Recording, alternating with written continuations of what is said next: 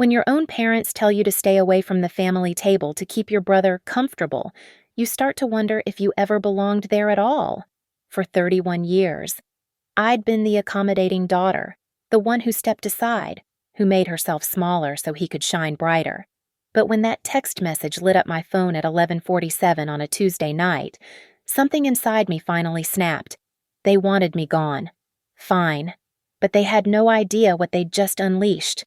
My name is Emily Carter, and I was 31 years old when my mother decided I wasn't worth a seat at our family's Thanksgiving table.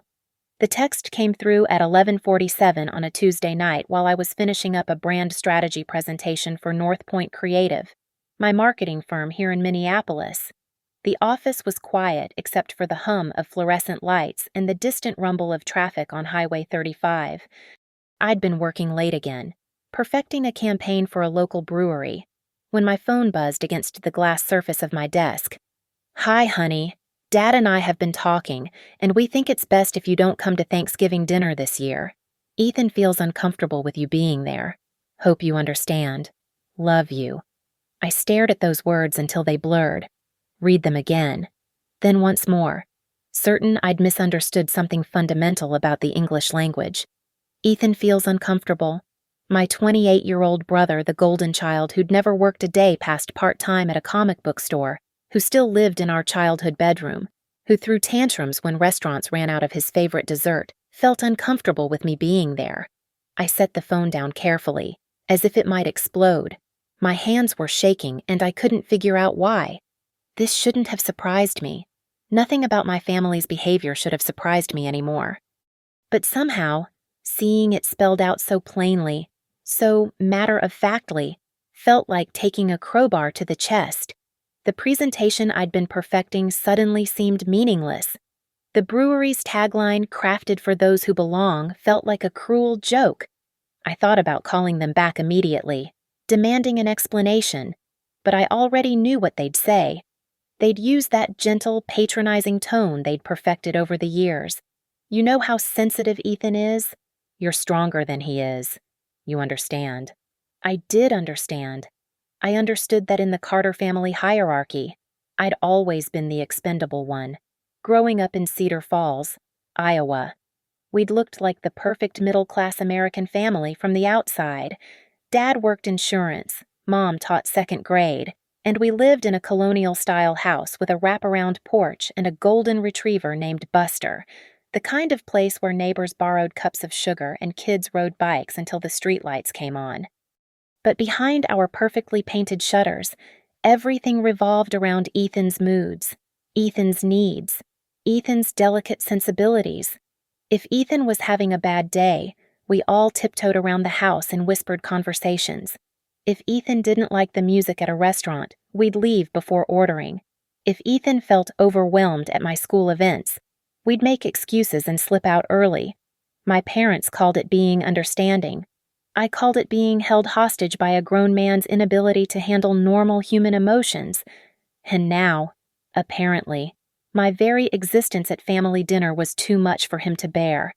I grabbed my coat and walked out of the office, leaving my presentation half finished on the screen. The October air bit at my face as I made my way to my car, but I welcomed the cold. It felt honest in a way my family never had. Driving through the empty streets of Minneapolis, past the lakes that would be frozen solid in a few weeks, I couldn't stop thinking about all the times I'd been the one to accommodate, to shrink myself down, to make everything easier for everyone else. All those birthdays where I'd been told to be understanding when plans got canceled because Ethan was having an episode. All those family gatherings where I'd been pulled aside and asked to just let it go when he'd said something cruel or selfish. I'd spent 3 decades being the family's emotional shock absorber, and this was my reward. A text message telling me I wasn't welcome at the table I'd helped set. At the dinner I'd probably end up providing half the dishes for anyway, because God forbid Ethan have to see my face while he carved the turkey. By the time I reached my apartment in Uptown, I'd made a decision. I wasn't going to respond to that text. Not tonight. Maybe not ever. But as I sat in my living room, staring out at the city lights reflecting off Lake Calhoun, I realized something else. for the first time in my life. I wasn't automatically trying to figure out how to fix this, how to make everyone comfortable, how to be the good daughter who never caused trouble. Instead, I was angry. Really, truly angry. And that anger felt like the most honest emotion I'd experienced in years. The anger kept me awake until 3:30 in the morning. Memories flooding back like water through a broken dam. Lying in my bed, staring at the ceiling, I couldn't stop thinking about my 10th birthday party, the one that never happened. I'd invited 12 kids from school. Mom had ordered a cake from the fancy bakery downtown, the one shaped like a unicorn that I'd been dreaming about for months. We'd hung streamers in the living room and filled balloons until our cheeks hurt. Everything was perfect until 2 hours before the party, when Ethan came down with what Dad called one of his episodes. He'd been fine at breakfast, complaining about his cereal being too soggy, normal stuff. But by noon, he was curled up on the couch, claiming he felt overwhelmed by all the decorations and the thought of kids running around the house. He was 7 years old, and somehow his discomfort trumped my entire birthday. "We'll have to reschedule, sweetheart," Mom had said, already reaching for the phone to call parents. "You know how your brother gets? He's just more sensitive than other kids." I'd stood there in my new birthday dress, the pink one with tiny flowers that I'd picked out specially watching her cancel my party while Ethan lounged dramatically on the sofa, milking every ounce of sympathy. The unicorn cake went into the freezer. The decorations came down. My friends got sent home before they even arrived. "Don't look so disappointed, Emily," Dad had said, patting my head like I was a dog who'd learned to sit. "You're the big sister. You understand." But I didn't understand. I was 10. I wanted cake and presents and friends singing happy birthday off-key. Instead, I got a quiet dinner and a promise that we'd make it up to me later. A promise that, like so many others, never quite materialized. That became the pattern. Ethan's needs, Ethan's feelings, Ethan's fragile emotional state always came first. When I made honor roll in 6th grade, the celebration dinner got cut short because Ethan couldn't handle the restaurant being too noisy. When I scored the winning goal in my high school soccer championship, we had to leave the post-game party early because Ethan felt left out since he didn't play sports. Meanwhile, any minor achievement of Ethan's passing a test he'd studied for 10 minutes, making it through a social event without a meltdown, completing a simple chore was treated like he'd cured cancer. The refrigerator was covered with his mediocre art projects while my academic awards got shoved in a drawer. When he finally graduated high school by the skin of his teeth, they threw him a party bigger than my high school graduation celebration. "Ethan's accomplishments mean more because things are harder for him," Mom would explain when I occasionally worked up the courage to point out the disparity. "You're naturally gifted, Emily. Success comes easy to you. But for Ethan, every little victory is a mountain climbed." I learned to swallow my pride, to celebrate his C- grades while my straight A's went unnoticed. I learned to smile when family friends praised him for trying so hard while my actual achievements were dismissed with, "Oh, Emily's always been the smart one. It's no big deal for her."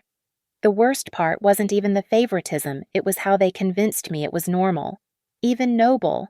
I was the strong one, the understanding one, the one who could handle disappointment because I was mature for my age. They made my emotional neglect sound like a compliment, as if being ignored was actually a sign of their confidence in me. By the time I was 16, I'd perfected the art of making myself invisible. I stopped bringing friends home because I never knew when Ethan might have one of his moods and ruin everything. I stopped sharing good news because I'd learned it would either be overshadowed by whatever crisis Ethan was manufacturing that week, or dismissed as expected from someone like me. I remember the exact moment I realized how twisted it all was. It was Christmas morning my junior year of high school. I'd been working part-time at the local bookstore for months, saving up to buy everyone thoughtful presents. I'd gotten Dad a first edition book about baseball history, Mom a silk scarf she'd admired at the mall, and Ethan an expensive graphic novel collection he'd been wanting. Their gifts to me, a generic gift card to Target and a lecture about how some people are just easier to shop for when I couldn't hide my disappointment. Meanwhile, Ethan, who hadn't worked a day in his life, received a new gaming console, designer clothes, and a promise that they'd pay for his driving lessons. "Ethan's had a hard year," Mom had whispered to me later, as if that explained everything. "We wanted to make Christmas special for him." "What about making it special for me?" I'd asked, the words slipping out before I could stop them. The look she gave me like I'd said something selfish and unreasonable still haunts me. "Emily, you're not a child anymore. You should understand that life isn't about getting things. It's about giving to those who need it more. Those who need it more." As if needing attention, needing recognition, needing to feel valued in my own family was somehow less legitimate than Ethan's constant emotional demands. I learned to bite my tongue. I learned to nod and smile when they praised him for basic human functioning. I learned to accept that in the Carter family ecosystem. I existed to make everyone else comfortable, especially Ethan. But lying there in my Minneapolis apartment at 3:30 in the morning, holding that devastating text message, I realized something that had taken me 31 years to understand. I'd been so busy being the understanding daughter that I'd never asked why I was the only one expected to understand anything at all. College was my salvation. The University of Denver became my escape hatch from the suffocating dynamics of Cedar Falls. And for the first time in 18 years, I could breathe without worrying about disturbing Ethan's delicate emotional equilibrium. I remember my first week of freshman year with startling clarity. My roommate Sarah had asked me what I wanted to study, and I'd frozen. Not because I didn't know I'd always been drawn to marketing and communications, but because I'd never been asked what I wanted without someone immediately following up with concerns about how my choices might affect Ethan. "Marketing sounds cool," Sarah had said when I finally answered. "You'd be good at that. You notice everything." It was such a simple compliment, but it hit me like lightning. Someone had observed something positive about me without comparing it to my brother, without qualifying it with concerns about his feelings, without suggesting I tone it down to avoid making him uncomfortable. Denver was revelation after revelation. I joined the Student Marketing Association and discovered I had a natural talent for understanding consumer psychology. I made friends who actually wanted to hear about my day, my thoughts, my dreams. I dated guys who didn't need to be briefed on my family's complex emotional geography before meeting them. For the first time in my life, I wasn't walking on eggshells. I threw myself into my studies with the hunger of someone who'd been starved of intellectual stimulation. My professors praised my strategic thinking, my ability to see patterns others missed, my knack for crafting compelling narratives. I graduated summa cum laude with a degree in marketing communications and landed my first job at a boutique agency in downtown Denver before I'd even walked across the stage. The work energized me in ways I'd never experienced. Creating campaigns, solving problems, building brands from the ground up, it all felt natural, like I'd finally found the thing I was meant to do. Within 3 years, I'd been promoted twice and headhunted by North Point Creative in Minneapolis, a mid-sized agency with a reputation for innovative thinking and treating their employees like actual human beings. I bought my first apartment when I was 26, a one-bedroom place in Uptown with exposed brick walls and windows that faced west toward the lakes. It wasn't huge, but it was mine.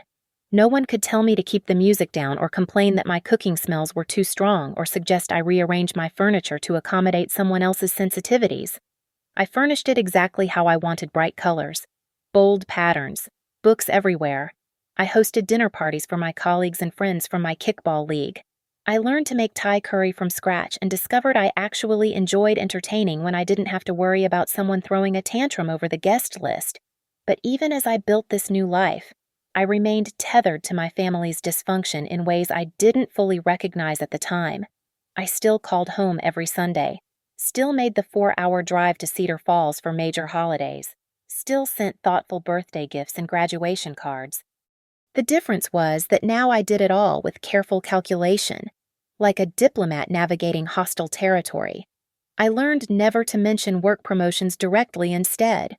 I'd say things like, "Oh, they're giving me some new responsibilities," when Mom asked about my job. I stopped posting about travel or achievements on social media because Dad had once casually mentioned that seeing my vacation photos had upset Ethan because he couldn't afford to go anywhere. When I bought my apartment, I told them I was renting a small place and never corrected the assumption. When I got a raise that put me into a comfortable middle-class bracket, I made vague references to getting by okay and changed the subject quickly. It wasn't that I wanted to lie to my family. I just learned that honesty about my success invariably led to problems. Either Ethan would spiral into one of his self-pity episodes about how some people have all the luck, or my parents would launch into lectures about how true happiness doesn't come from material things, and I should be grateful for what I have instead of flaunting my achievements. The most absurd part was that my successes weren't even that extraordinary.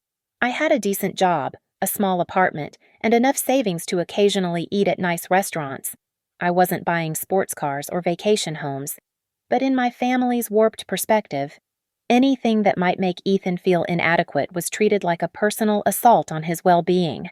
So I learned to edit myself, to present a carefully curated version of my life that wouldn't trigger his insecurities or their protective instincts. When I visited home, I dressed down, drove my older car instead of the newer one I'd bought myself, and deflected conversations about my career with questions about Ethan's latest interests or projects. It was exhausting, but it seemed like a reasonable price to pay for maintaining family peace. I told myself I was being mature, diplomatic, considerate of everyone's feelings. I convinced myself that this careful dance was just part of being a good daughter and sister. My friends in Minneapolis saw through it, though Marcus, my colleague who'd become one of my closest friends, once asked me why I always seemed stressed after family visits. "It's not stress," I'd insisted. "It's just complicated family dynamics." "Emily," he'd said, giving me that look he reserved for particularly obtuse clients, "you literally change your personality when you talk about going home. You turn into this apologetic, diminished version of yourself. It's weird."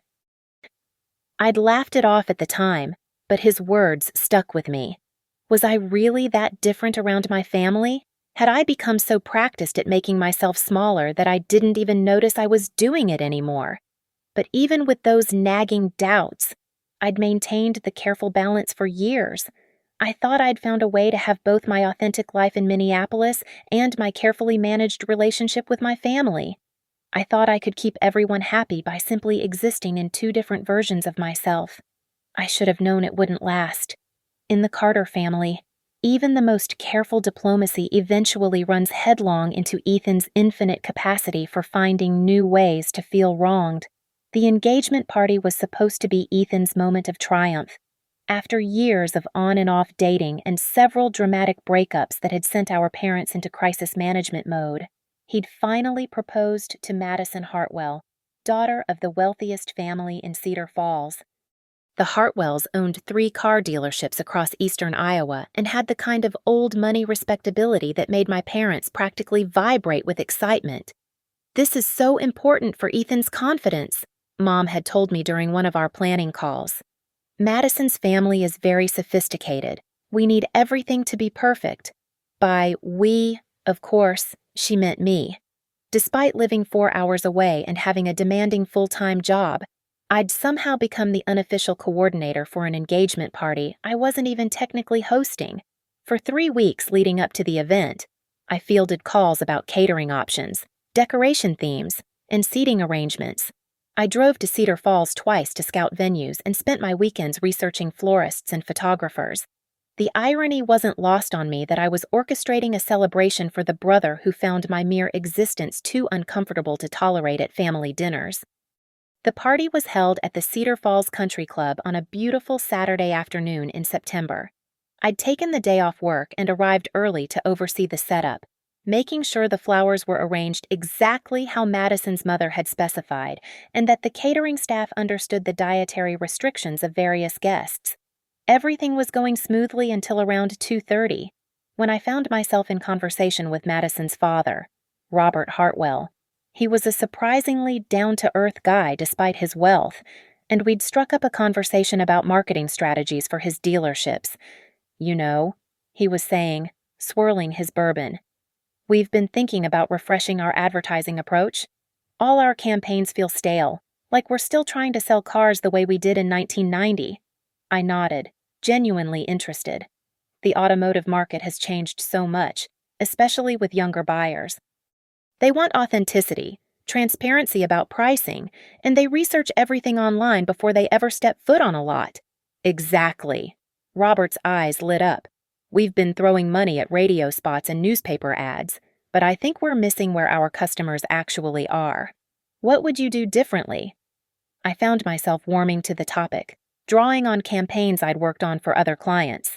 Well, social media presence is crucial, but it has to feel genuine. Nobody wants to see stock photos of happy families standing next to sedans. They want real testimonials, behind-the-scenes content, maybe even some humor. And your online reviews strategy needs work. I noticed you're not responding to Google reviews consistently. We talked for maybe 10 minutes about digital marketing, customer retention strategies, and the importance of targeting different demographics with tailored messaging. Robert was asking thoughtful questions, clearly engaged, and I was enjoying the conversation immensely. It felt good to talk shop with someone who appreciated my expertise. That's when Ethan appeared at my elbow like a storm cloud. "Dad wants to see you," he said to Robert, his voice tight with barely controlled irritation. When Robert excused himself, Ethan turned to me with an expression I recognized from childhood, the look he got right before one of his meltdowns. "What the hell do you think you're doing?" he hissed, positioning himself between me and the rest of the party. I blinked, genuinely confused. I was just talking to Robert about how brilliant you are, about how successful your little marketing career is. His voice was getting louder, drawing glances from nearby guests. "This is my engagement party. Emily, mine and Madison's, not your networking opportunity." "I wasn't networking," I said, trying to keep my voice calm and low. "He asked me about advertising strategies. I was just making conversation." "You were showing off," Ethan snapped. "Just like you always do. Can't stand not being the center of attention for 5 minutes. Can you—" I felt my face flush with embarrassment as more people turned to look at us. Madison's relatives, family friends, people I'd just spent weeks coordinating with to make this day perfect for him. They were all witnessing my brother publicly accusing me of sabotaging his engagement party. "Ethan, please," I whispered. "People are watching." "Good," he said, his voice carrying across the patio now. "Maybe they should see what you're really like. Always trying to make me look stupid. Always trying to prove how much better you are than everyone else." That's when my parents materialized, as if they'd been monitoring the situation from across the party. Dad immediately put a hand on Ethan's shoulder while Mom stepped closer to me. "What's going on here?" Dad asked, though his tone suggested he'd already decided who was at fault. "Emily was bragging to Madison's father about her job," Ethan said, his voice dripping with wounded indignation. "Trying to make me look like an idiot at my own party." I opened my mouth to defend myself, to explain that Robert had initiated the conversation, that I'd simply been polite and responsive. But Mom was already giving me that look, the one that said I should know better, should be more understanding, should find a way to fix this without making Ethan more upset. "Emily," she said quietly, "maybe you should step back for a bit. Let Ethan enjoy his special day." The words hit me like a physical blow. Step back. At a party I'd spent 3 weeks organizing, in front of people I'd coordinated with, while being publicly humiliated by my brother for the crime of having a normal conversation. "Are you serious right now?" I asked, my voice barely steady. "Don't make a scene," Dad warned, his eyes darting toward the other guests. "This is about Ethan and Madison, not you." I looked around at the party I'd helped create, at the flowers I'd arranged, at the guests I'd worried about impressing for my brother's sake. Madison was standing near the gift table, looking mortified. Robert Hartwell was by the bar, clearly uncomfortable. Other guests were pretending not to watch while obviously hanging on every word. For 29 years, I'd been stepping back, making room, accommodating everyone else's feelings. And this was what I got for it: public humiliation, and a family that automatically assumed I was the problem. "Fine," I said, grabbing my purse from the table where I'd been sitting. "I'll step back. In fact, I'll step all the way back to Minneapolis." I walked out of that country club with my head held high, but inside I was crumbling. As I drove away, I could see Ethan through the windows, already holding court at the center of the party, probably spinning some story about how he'd heroically defended his special day from his attention-seeking sister. The worst part wasn't even his accusation or the public embarrassment. It was the fact that my parents had believed him instantly, automatically, without even asking for my side of the story. After 3 decades of me being the reliable one, the understanding one, the one who never caused trouble, their first instinct was still to assume I was somehow in the wrong. That night, alone in my apartment, I finally let myself cry, not just for the humiliation, but for the slow, crushing realization that I'd spent my entire adult life trying to earn love and respect from people who were never going to give it to me. I just hadn't expected them to take away the little bit they'd been giving me, too. 3 months passed after the engagement party disaster. 3 months of stilted phone calls where my parents acted like nothing had happened, where every conversation felt scripted and careful. They'd ask about work in vague terms, mention the weather, update me on Ethan's wedding planning as if I hadn't been publicly humiliated at his engagement celebration. I played along because that's what I'd always done. I swallowed my hurt, pretended the incident hadn't shattered something fundamental in my understanding of our family dynamic, and continued being the mature daughter who didn't hold grudges. Then came that text message at 11:47 on a Tuesday night, and all my careful pretending crumbled. My first instinct, even after reading those devastating words, was to find a way to fix it. Maybe I could call Mom and explain that I'd learned my lesson, that I understood now how my behavior had been inappropriate. Maybe I could apologize to Ethan directly, promise to be more mindful of his feelings. Maybe I could suggest compromises: I'd come to dinner but leave early, or help with cooking but skip the actual meal. For about 24 hours, I crafted responses in my head, each one more pathetic than the last. I imagined myself begging for inclusion at a table where I'd never truly been welcome, promising to be even smaller, even more accommodating, even more invisible. But Wednesday evening, something shifted. I was having drinks after work with Olivia, my closest friend at North Point Creative, at our usual spot in the North Loop. She'd noticed I was off all day, distracted and snippy with clients, and finally cornered me about it. "Okay, spill," she said, sliding a glass of wine across the table. "You've been walking around like someone kicked your dog. What's going on?" I told her about the text, about the engagement party, about 31 years of being the family's emotional support animal, expected to absorb everyone else's dysfunction while my own needs got dismissed as selfish or unreasonable. Olivia listened without interrupting, her expression growing more incredulous with each detail.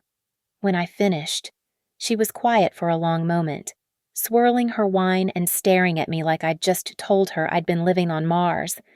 "Emily," she said finally, "what you're describing isn't a family. It's an emotional hostage situation." The words hit me like cold water. "It's not that dramatic." "Isn't it?" She leaned forward, her voice intense. "You're telling me that your parents banned you from Thanksgiving because your brother, a grown man, feels uncomfortable around you, after you spent weeks planning his engagement party, after you've spent your entire life accommodating his every mood and whim. He's always been sensitive. He's manipulative." Olivia cut me off. "And your parents are enabling it." "This isn't about sensitivity, Emily. This is about control. They've trained you to believe that your job in the family is to manage everyone else's emotions while your own don't matter." I wanted to argue with her, to defend my family, to explain that she didn't understand the complexities of our relationships, but sitting there in that warm, bustling restaurant, surrounded by normal people having normal conversations, I couldn't find the words. "Tell me something," Olivia continued. "In all these years of family drama, How many times has anyone asked how Ethan's behavior affects you? How many times has anyone suggested that maybe he should be the one to compromise or accommodate someone else's feelings? The answer was never. The answer had always been never. That night, Marcus called me. Olivia had mentioned our conversation to him, not the details, just that I was dealing with family stuff and he wanted to check in. "You know what's wild," he said after I'd given him the abbreviated version. "At work, you're this confident, decisive person who doesn't take shit from anyone. You've negotiated million-dollar contracts and told CEOs their ideas were garbage. But the minute you talk about your family, you turn into this apologetic, uncertain version of yourself." "I don't. You do," he said gently. "And it's heartbreaking to watch. Emily, you're 31 years old. You own your own place. You make good money. You have friends who respect you and colleagues who value your opinion. Why are you still begging for scraps of approval from people who clearly don't appreciate what they have?" After I hung up, I sat in my living room and really looked at my life for the first time in years. Not the carefully edited version I presented to my family, but the real thing. I had built something good here in Minneapolis. I had meaningful work, genuine friendships, a sense of purpose and accomplishment. And yet, I was still somehow convinced that none of it mattered if my family didn't validate it. I thought about all the times I'd downplayed my successes to protect Ethan's feelings, all the conversations I'd steered away from topics that might make him feel inadequate, all the ways I'd learned to make myself smaller and quieter and less threatening to his fragile ego. What had any of that accommodation gotten me? A text message telling me I wasn't welcome at Thanksgiving. For the first time, I let myself ask the question I'd been avoiding my entire adult life. What if they were wrong about me? What if I wasn't the problem? What if their version of family loyalty was actually just emotional abuse dressed up in the language of understanding and compromise? The thought was terrifying and liberating in equal measure. I spent the next few days paying attention to how I felt when I imagined Thanksgiving without the careful performance I usually put on. No walking on eggshells, no monitoring my words for potential triggers, no automatically deferring to everyone else's needs and preferences. The relief was overwhelming, but underneath the relief was something else, rage. Pure, white-hot anger at 31 years of being told that my feelings mattered less than everyone else's. Anger at a family system that had trained me to believe that love was conditional on my willingness to disappear whenever my existence became inconvenient. And underneath the anger was something even more powerful determination. If they wanted me gone, fine. But they had no idea what they'd just unleashed. For the first time in my life, I wasn't going to be the understanding one, the accommodating one, the one who took the high road while everyone else wallowed in their dysfunction. I was going to be the one who fought back. I didn't respond to that Thanksgiving text message, not immediately. Instead, I did something I'd never done before in my entire relationship with my family. I started documenting everything. The idea came to me during a strategy meeting at work. We were discussing a client whose brand had been damaged by inconsistent messaging, and Marcus made a comment about how people will gaslight you about your own experiences unless you have receipts. The word receipts stuck with me like a splinter. That evening, I sat down with a legal pad and started writing down every conversation, every incident, every moment of casual cruelty I could remember from the past few years. The list was longer than I'd expected and more damning than I'd realized, but memories weren't enough. I needed evidence of the pattern, proof that this wasn't just my perception, but their actual behavior. So I started making phone calls. The first call was to Mom on a Thursday evening around 7:15.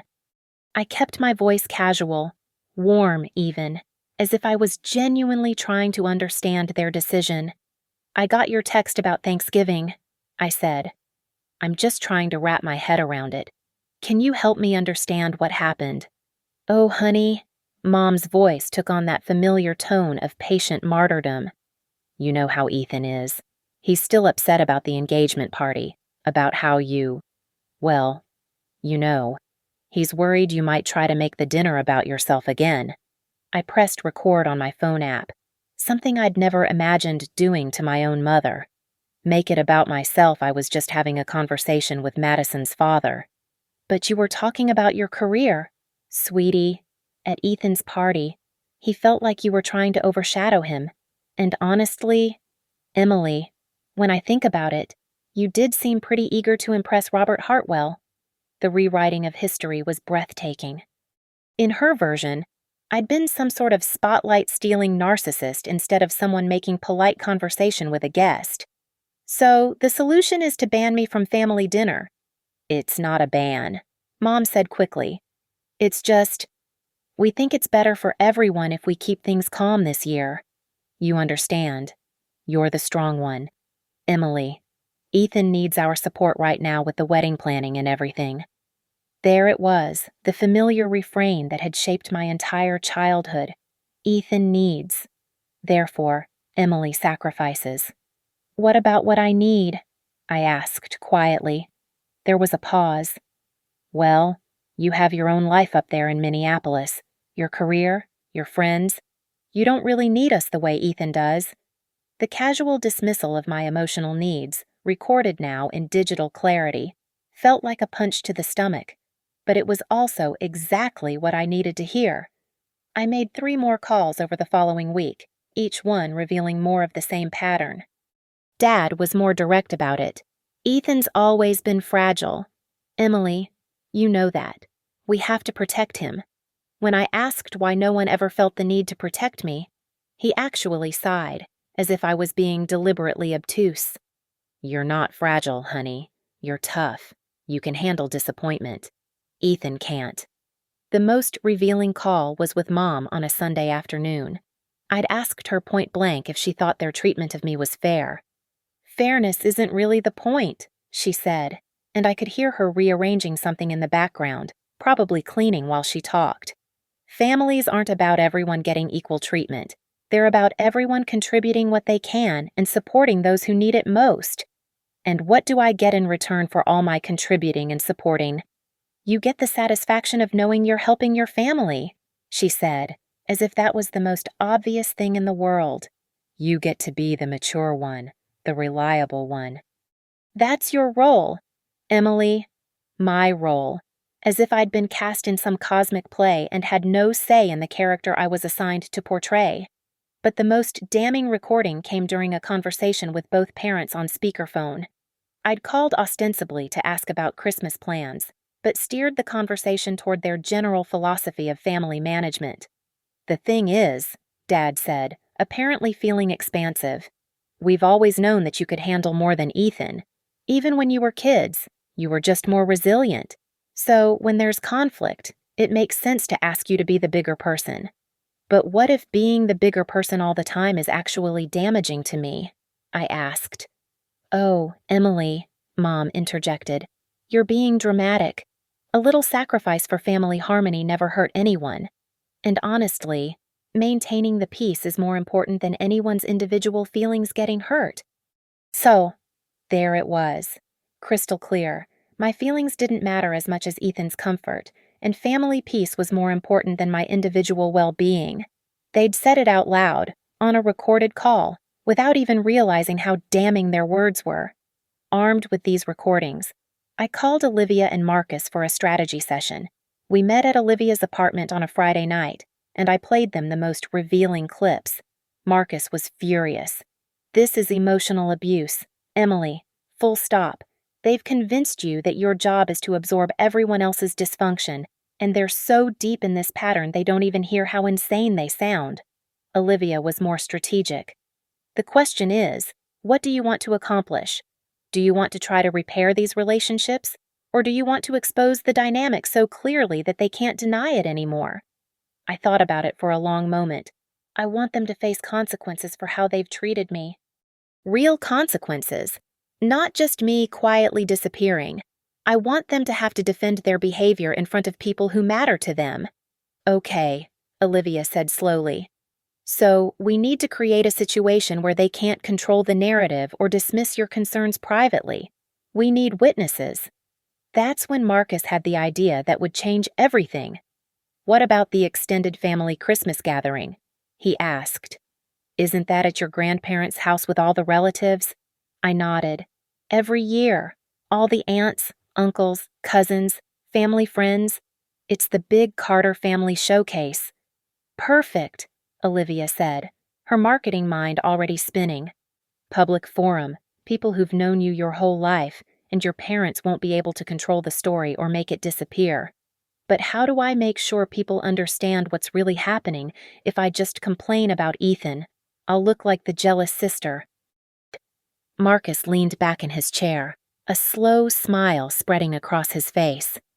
"You let them tell their own story, in their own words, in front of everyone." It took me a moment to understand what he meant. Then I looked down at my phone, at the recordings I'd made, at the evidence of 31 years of emotional manipulation laid out in digital clarity. "You want me to play the recordings?"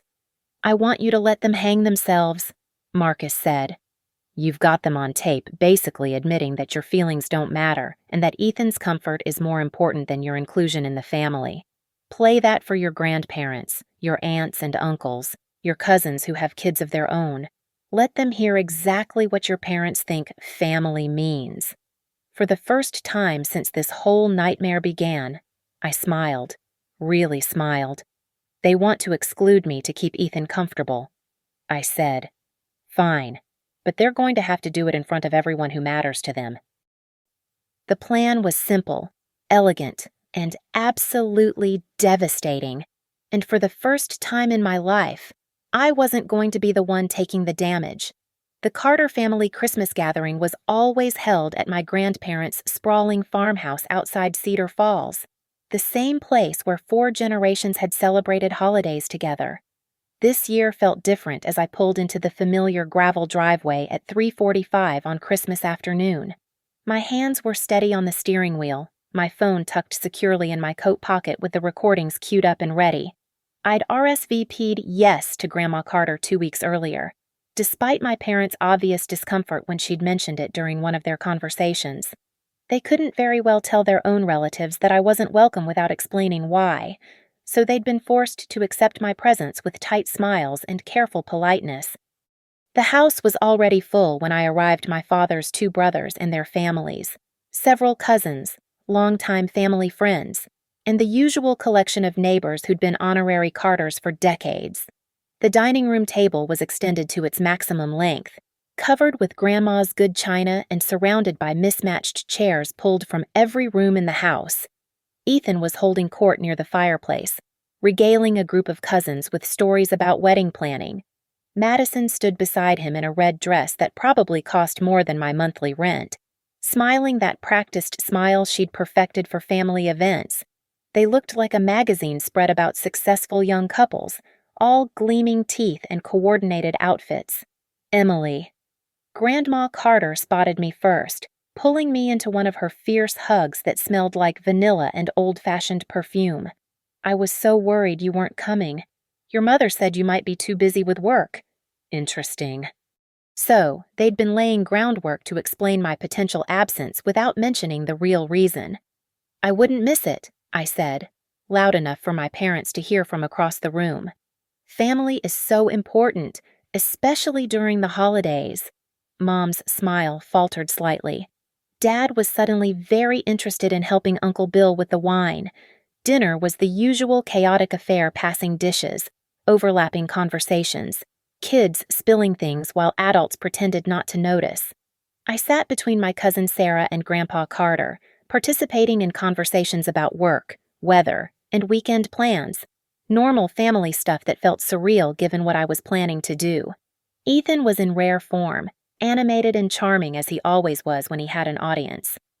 He told funny stories about his job at the comic book store, made self-deprecating jokes about his cooking disasters, and fielded questions about the wedding with the practiced ease of someone who loved being the center of attention. It wasn't until we'd moved to the living room for coffee and dessert that he made his fatal mistake. The conversation had naturally drifted to family dynamics, as it often did when this many relatives got together. Aunt Linda was telling a story about her teenage daughter's attitude problems when Ethan, emboldened by wine and the warm reception he'd been getting all evening, decided to hold forth on the subject of family loyalty. "Some people just don't understand what family means," he said, his voice carrying that slightly pompous tone he got when he'd had a few drinks. "They think it's all about them, about getting attention and recognition for every little thing they do." Several people murmured agreement, assuming he was talking about teenagers or distant relatives, but I saw him glance in my direction, and I knew exactly what he was doing. "Like, my sister Emily here," he continued, gesturing toward me with his coffee cup. "She's always been great at her job and everything, but sometimes I think she forgets that family isn't about competing with each other or trying to show off how successful you are." The room got quieter.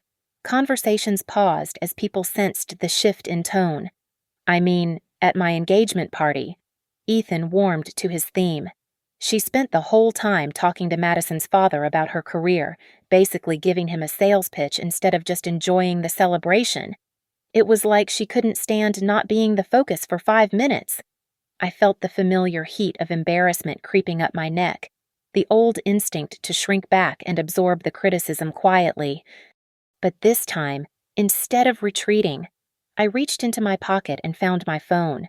"That's interesting, Ethan," I said calmly. "Is that really how you remember it?"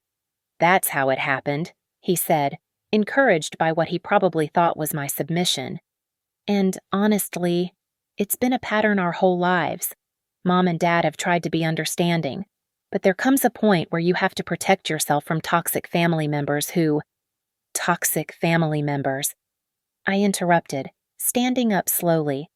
"That's fascinating, because I have some recordings I think everyone should hear about what Mom and Dad really think about family dynamics." The color drained from Ethan's face. Mom dropped her coffee cup. "Emily," Dad said sharply, "whatever you think you're doing—" "I'm sharing some family truth," I said, pressing play on the first recording. Mom's voice filled the room, crystal clear through my phone's speaker. Fairness isn't really the point. Families aren't about everyone getting equal treatment. They're about everyone contributing what they can and supporting those who need it most. Then my own voice. "And what do I get in return for all my contributing and supporting?" "You get the satisfaction of knowing you're helping your family. You get to be the mature one, the reliable one. That's your role. Emily." The silence that followed was deafening. Grandpa Carter was staring at the phone like it had grown legs.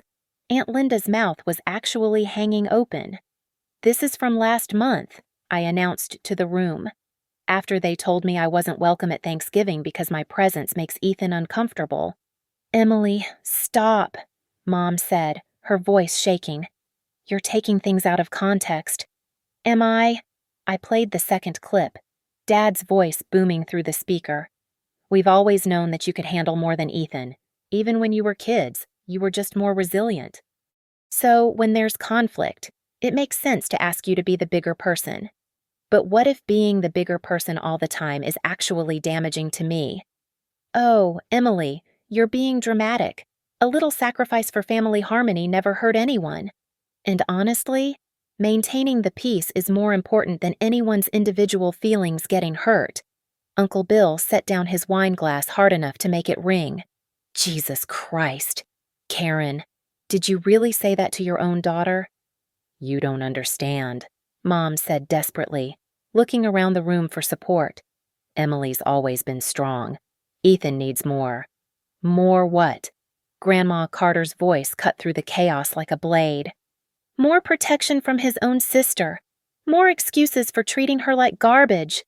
Ethan had gone completely silent, his face red with humiliation and rage. Madison looked like she wanted to disappear through the floor. 31 years, I said, my voice steady despite the chaos around me.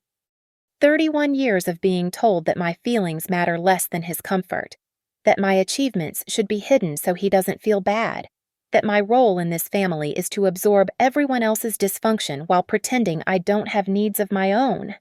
"That's not," Dad started. "It is," I said firmly. "And you just heard yourselves admit it. In your own words. On recording."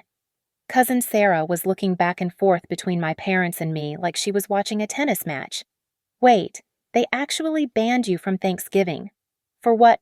For having a conversation at Ethan's engagement party, I said. A conversation that he decided was me trying to upstage him, even though I was the one who planned the entire event. You planned your brother's engagement party and then got banned from family dinner. Aunt Linda's voice was rising. What the hell is wrong with you people? Ethan finally found his voice. This is exactly what I'm talking about, he shouted. She's manipulating all of you, making herself look like the victim when she's the one who what? Grandpa Carter stood up, all 6 feet 2 inches of him, who succeeded in life, who built a career, who tried to be a good daughter and sister for 30 years while you threw tantrums every time she accomplished something. The room erupted. Everyone was talking at once, voices raised, accusations flying. Some relatives were defending my parents. Others were appalled by what they'd heard. Ethan was shouting about context and manipulation. Mom was crying. But through it all, I felt something I'd never experienced before in my family's presence peace.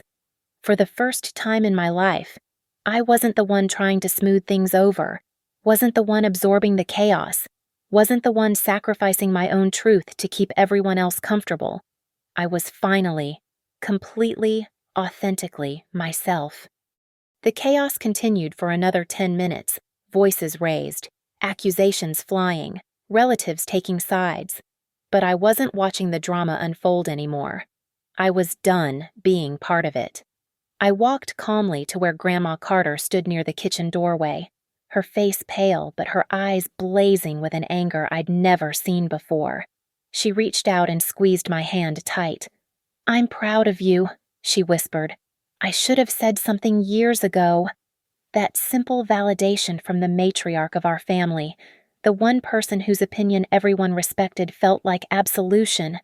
I moved through the room, collecting my coat and purse while the argument raged around me.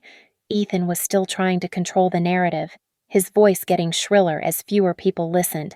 Mom was pleading with various relatives to understand the full situation. Dad was attempting damage control, explaining that families were complicated and outsiders couldn't possibly comprehend the nuances. But the recordings had done their work. You can't unhear someone casually dismissing their daughter's emotional needs. You can't pretend away the cold calculation in voices saying that one child's comfort matters more than another's basic inclusion. As I reached the front door, the room gradually fell quiet. Everyone turned to look at me: parents, siblings, cousins, family friends. For once, I was the center of attention, not because I was causing problems, but because I was solving them. "I want to be clear about something," I said, my voice carrying easily through the sudden silence. "I don't hate any of you. I'm not trying to destroy this family or get revenge for the sake of cruelty. But I'm done pretending that the way you've treated me is normal or acceptable." Mom opened her mouth to speak, but I held up my hand. I'm done being the family scapegoat. I'm done absorbing everyone else's dysfunction while my own needs get dismissed as selfishness. I'm done making myself smaller so Ethan can feel bigger. Ethan's face was purple with rage, but he stayed silent. Maybe he finally understood that anything he said would only make things worse. "From now on," I continued, "if I'm not treated as an equal member of this family, if my feelings don't matter as much as everyone else's, if my achievements are something to hide rather than celebrate, if my presence is something to merely tolerate rather than enjoy, then I won't be part of these gatherings anymore." I looked directly at my parents. You wanted me gone to keep Ethan comfortable. You got your wish, but you also got the truth about what that choice really means, and you got it in front of everyone who matters to you. Dad started to say something about talking privately, about working things out as a family, but I was already turning toward the door. "There's nothing to work out," I said over my shoulder. "You've shown me exactly where I stand. Now everyone else knows too." I walked out into the crisp December evening, my breath forming clouds in the 20-degree air. Snow was beginning to fall again, dusting the windshields of cars parked along the circular drive. Behind me, I could hear the muffled sounds of voices starting up again, probably everyone trying to process what had just happened. But I didn't look back. I got in my car and sat for a moment, hands resting on the steering wheel, letting the reality of what I'd just done sink in. 31 years of careful diplomacy, of swallowing my pride, of being the understanding daughter, all of it blown apart in 15 minutes of recorded truth. I should have felt devastated. I should have felt guilty for destroying a family Christmas, for exposing private conversations, for refusing to be the bigger person one more time. Instead, I felt lighter than I had in decades. I started the engine and pulled out of the driveway, leaving behind the warm lights of the farmhouse and the family that had never quite known what to do with me. The snow was falling heavier now, coating the rural roads that led back to the highway, back to Minneapolis, back to my real life. As I drove through the winter night, I thought about the people who would be in my corner, Olivia and Marcus, my colleagues who valued my opinions, my friends who enjoyed my company without conditions or caveats. I thought about my apartment waiting for me, my job that challenged and fulfilled me, my life that I'd built brick by brick without anyone's permission or approval. I thought about Grandma Carter's words, "I'm proud of you." For the first time in my life, I was proud of me too. The highway stretched ahead, clear and bright under the streetlights, leading me away from the dysfunction I'd finally stopped enabling and toward the life I deserved to live without apology. I had no idea what would happen next with my family. Maybe some of them would reach out, ready to have real conversations about change. Maybe others would double down on their narrative that I was the problem. Maybe Ethan would continue to be the golden child who could do no wrong, cushioned by parents who mistook enabling for love. But for the first time in 31 years, none of that was my problem to solve. I was finally, completely, authentically free. Thank you so much for listening to this story of family dynamics, standing up for yourself, and finding the courage to break toxic patterns. I'd love to hear from you. Where are you listening to this story? Are you at home, commuting, taking a walk? Drop a comment below and let's connect. If this resonated with you, please consider subscribing to the channel and sharing your own thoughts about family boundaries and self-advocacy. Your stories and perspectives make this community stronger.